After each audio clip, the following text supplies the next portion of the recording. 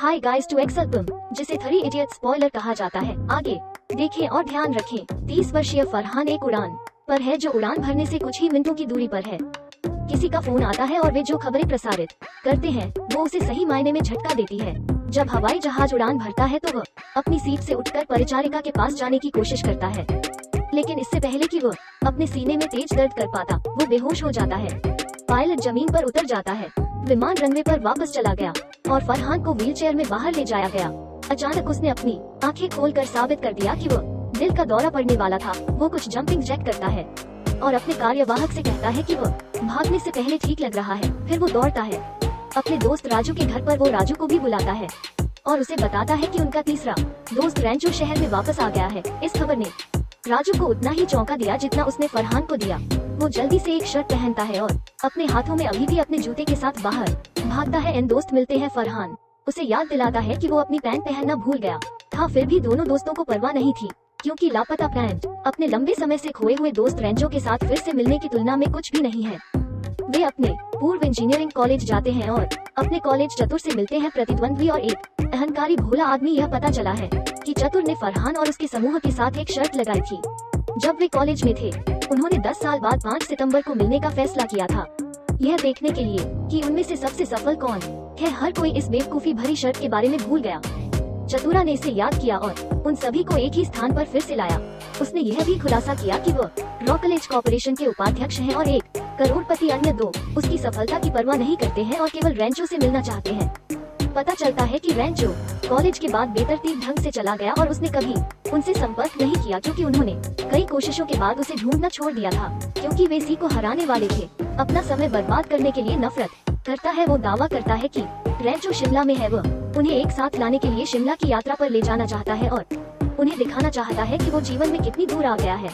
फरहान और राजू उसके साथ आने के लिए तैयार हैं और परवाह नहीं करते हैं, भले ही वो यह साबित करने की कोशिश कर रहा हो कि वे उससे कमतर हैं। एक फ्लैशबैक हमें वो समय दिखाता है जब फरहान ने अपने नए साल के लिए कॉलेज में प्रवेश किया था। उसे और राजू को रैंचो फरहान के साथ साझा करने के लिए एक कमरा दिया गया था और राजू को अपने ही फरहान की समस्या थी। मैं एक इंजीनियर बनना नहीं चाहता था और यह केवल अपने पिता के लिए कर रहा था, जबकि राजू वर्तमान पर ध्यान केंद्रित करने के लिए भविष्य से बहुत डरता था। लेकिन कॉलेज की पहली रात में सीनियर्स द्वारा तंग किए जाने के दौरान रैंचो उससे पहली बार मिले थे। वरिष्ठ लोगों के लिए यह एक परंपरा थी कि नए लड़कों को नग्न किया जाता है और उन्हें झुकाया जाता है। यह नए लोगों के लिए अपने बड़ों के प्रति सम्मान दिखाने का एक तरीका माना जाता था। यह शायद उनके बड़ों के लिए अपने बंद घर का प्रदर्शन करने का एक तरीका था। बिना परिणाम के कामुकता जब बाकी सभी ने चुपचाप परंपरा का पालन किया, रैंचो ने खुद को अपने छात्रावास के कमरे में बंद नहीं किया और बाहर आने से इनकार कर दिया। भले ही धमकियों के नेता ने उसे सबक सिखाने के लिए धमकी दी कि धमकाने वाला उसके दरवाजे के सामने पेशाब करने वाला है, लेकिन रैंचो दूसरों की तुलना में होशियार है। वो एक बिजली के तार को एक चम्मच से जोड़ता है और धीरे धीरे उसे दरवाजे के नीचे रखता है। जब धमकाने वाला उस पर पेशाब करता है तो वो इलेक्ट्रोक्यूट हो जाता है। हर कोई हंसता है और उसके शानदार विचार के लिए उसकी प्रशंसा करता है। फरहान और राजू रैंचो की दिलचस्प बातों से प्रभावित और भ्रमित होते हैं। व्यक्तित्व के बाद हमें कॉलेज के सख्त डीन वीर से मिलवाया जाता है, जिसे छात्रों के बीच वायरस के रूप में जाना जाता है। वो एक विशिष्ट रूढ़िवादी व्यक्ति है जो सोचता है कि जीवन एक दौड़ है और छात्रों को वही करना चाहिए जो उन्हें बताया जाता है ताकि वे सफल हो सके। एक चीज वायरस से नफरत है।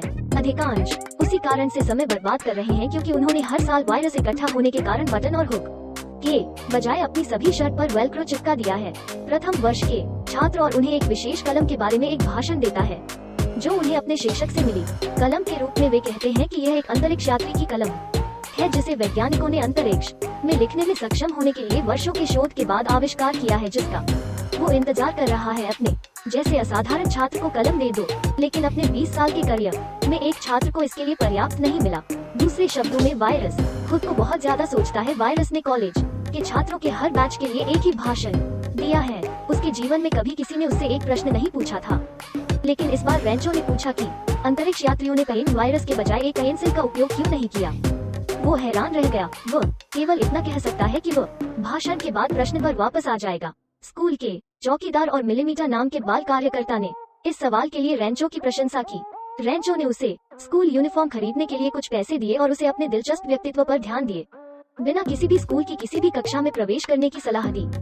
वाई फरहान के लिए मनोरंजक है, लेकिन राजू सोचता है कि वो उन्हें परेशान करेगा। रैंचो उन अधिकांश छात्रों की तरह नहीं है जो प्रोफेसर की कठपुतली के रूप में काम करते हैं। वो अपने स्वयं के प्रश्न पूछते हैं और अपने स्वयं के उत्तर बनाते हैं और वास्तव में इंजीनियरिंग से प्यार करते हैं। लेकिन शिक्षक हमेशा शरारत के लिए उनकी चौकसी की गलती करते हैं और उसे कक्षा से बाहर भेज दे। लेकिन रैंचो दूसरी यादृच्छिक कक्षा में बैठता है जब एक से बाहर निकाल दिया जाता है तो वो डिप्लोमा के लिए नहीं बल्कि अध्ययन करने के लिए कॉलेज में होता है। और यह एक अविश्वसनीय जीवन सबक है कि हम सभी को सीखने के लिए इतना भाग्यशाली होना चाहिए कि केवल एक ही है कॉलेज रॉय में उनके जैसे अन्य। चौथे वर्ष से वो एक ऐसे प्रोजेक्ट पर काम कर रहे हैं जो प्रतिभाशाली है, लेकिन वायरस इसे देखने से इनकार कर देता है क्योंकि रॉय जमा करने की तारीख के पीछे है। वो रॉय के पिता को भी बुलाता है और उसे स्पष्ट रूप से बताता है कि उसका बेटा स्नातक नहीं होगा। आशावान पिता के लिए समाचार बहुत अधिक है, लेकिन वायरस परवाह नहीं है। वो रॉय को दूसरा मौका नहीं देने के बारे में पूर्ण है। रॉय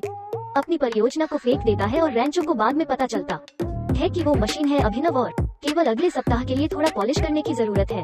वो परियोजना पर काम करता है और इसे पूरा करता है। जब यह पूरा हो जाता है तो वे रॉय के कमरे में ड्रोन उड़ाते हैं केवल उनकी लाश को देखने के लिए।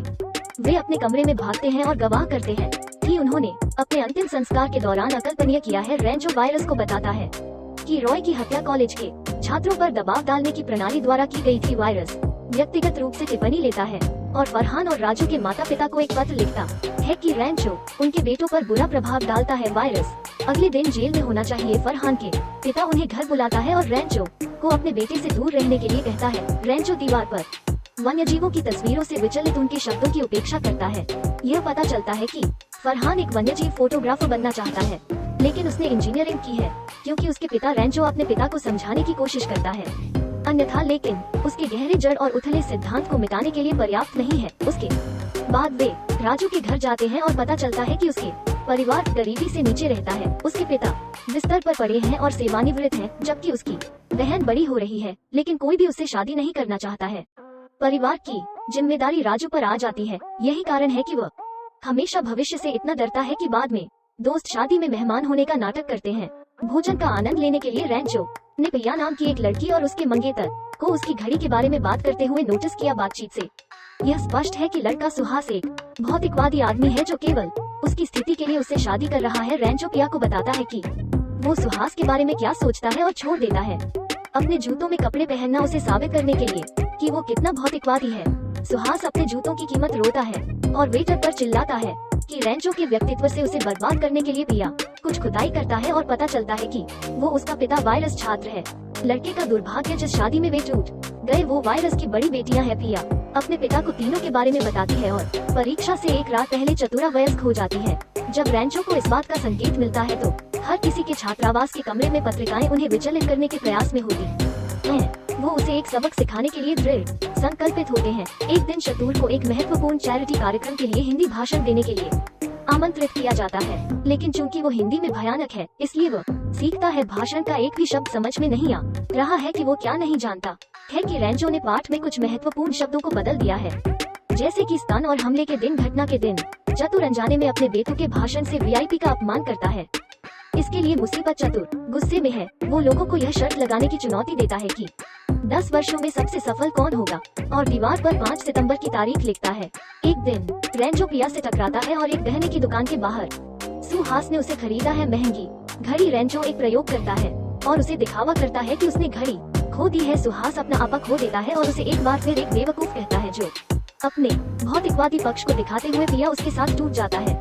रैंचो के फोन आने के ठीक बाद उसे घड़ी वापस सौंपते हुए उसे सूचित किया जाता है कि राजू के पिता को दौरे पड़ रहे हैं। वो और प्रिया ड्राइव करके राजू के घर जाते हैं और अपने पिता को समय पर अस्पताल ले जाते हैं ताकि उनकी जान बच सके। राजू आभारी से परे है और उसके लिए खेद है। दोस्त प्रिया देखता है कि रैंचो अपने दोस्तों की कितनी परवाह करता है और उसके लिए गिरना शुरू कर देता है। अंत में पहले सेमेस्टर की परीक्षा के परिणाम फरहान और राजू रैंक को सबसे निचले स्थान पर प्रकाशित किया जाता है, लेकिन वे खुश हैं कि कम से कम वे पूरी तरह से असफल नहीं हुए।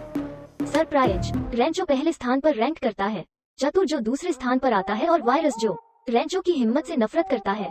वो भीड़ में सबसे दुखी लोग हैं। वर्तमान राजू और फरहान में उनकी तरफ से पहली और दूसरी रैंकिंग के छात्रों के साथ पासिंग क्लास के साथ एक तस्वीर लेता है। रैंचो से मिलने के लिए चतुर के साथ शिमला पहुंचे। वे शतूर के स्थान के अनुसार उसके घर पहुंचे और पाया कि उस सुबह रैंचो के पिता का निधन हो गया। जब सभी शोक में थे, एनजी वे एक आदमी से संपर्क करते हैं। हालांकि उनके भ्रम के लिए वो आदमी जो रैंचो होने का दावा करता है वो कोई और है। यहाँ तक कि कॉल जब में उन्होंने जो तस्वीर ली थी वो अलग। लोग अपन अगले कदम के बारे में सोचने के लिए पास के एक रेस्टोरेंट में लौट आए कि वे बात करते हैं चतुर एक महान वैज्ञानिक का उल्लेख करत है और वैंग जो नाम के आविष्कारक जो अगले हफ्ते अपनी कंपनी के साथ $1 मिलियन के सौदे पर हस्ताक्षर करने जा रहे हैं। अन्य दो तथाकथित महान वैज्ञानिक के बारे में कम परवाह नहीं कर सकते हैं और जानना चाहते हैं कि रैंचो की पहचान क्यों चोरी हो गई। वे घर लौट आए और नकली से पूछा।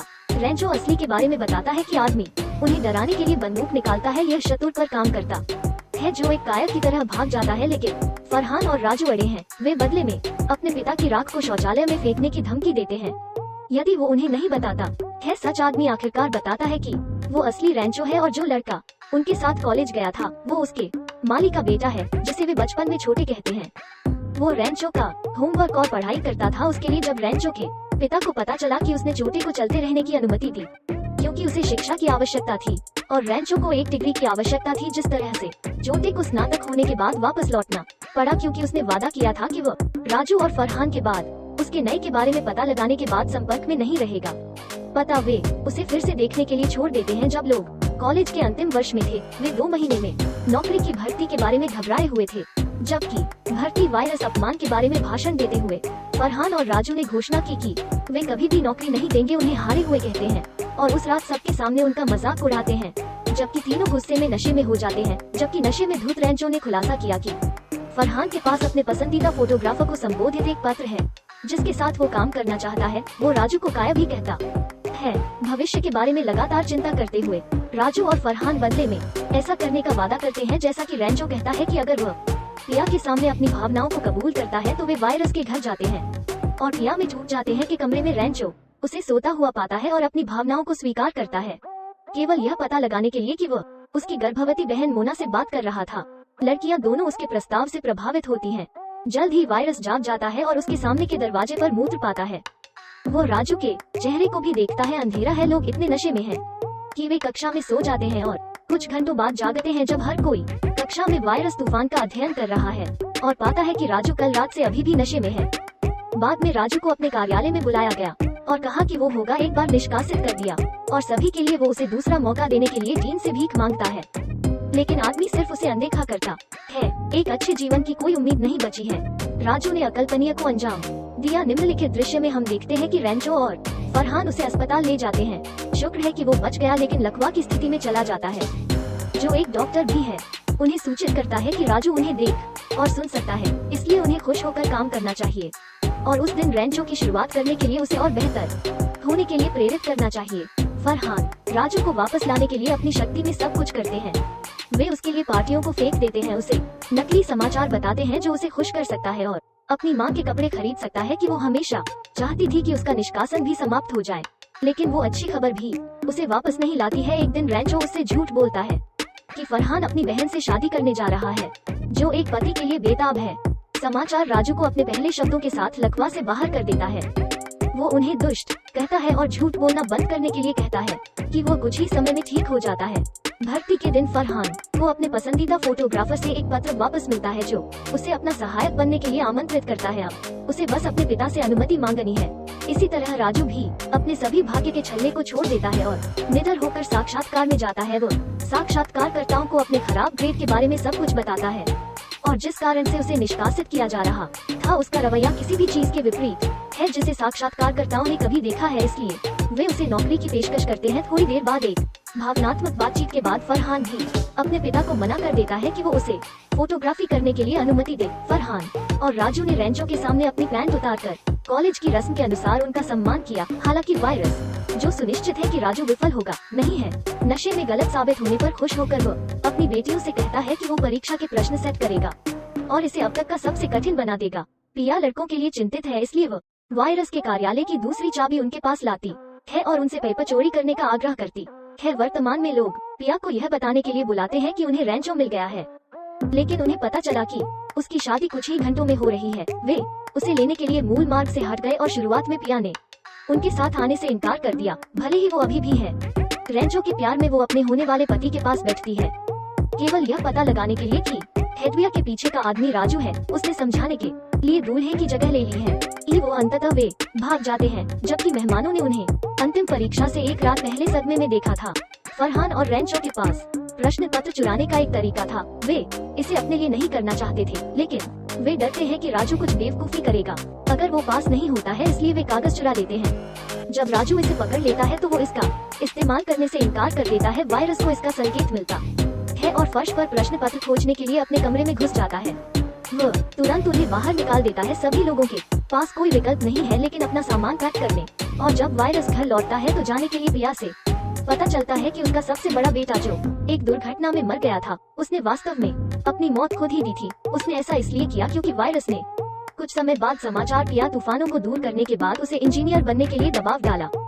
माया प्रसव पीड़ा में चली जाती है, लेकिन शहर में बाढ़ आ गई है, इसलिए वायरस उसे अस्पताल नहीं ले जा सकता है। रेंचो इसे अपने रास्ते में देखता है और उसकी मदद करने के लिए तैयार हो जाता है। पिया उसे फोन के माध्यम से माया को नीचे रखने के लिए निर्देश देती है। Table tennis board. वे माया से जोर से धक्का देने का आग्रह करते हैं, लेकिन वह कमजोर है और अब मुश्किल से सांस ले सकती है। बच्चे को बाहर निकालने का एकमात्र तरीका वैक्यूम का पिया नामक उपकरण का उपयोग करके उन्हें कंप्यूटर के माध्यम से डिवाइस का एक प्रदर्शन दिखाता है, जो रेंचो को देता है। विचार वो सोचता है कि वो उस उपकरण को बना सकता है जो कॉलेज के आसपास बहुत काम के बाद उपलब्ध है। वो अंत में एक अस्थायी वैक्यूम कप बनाता है और अपने मोना पर इसका उपयोग करता है।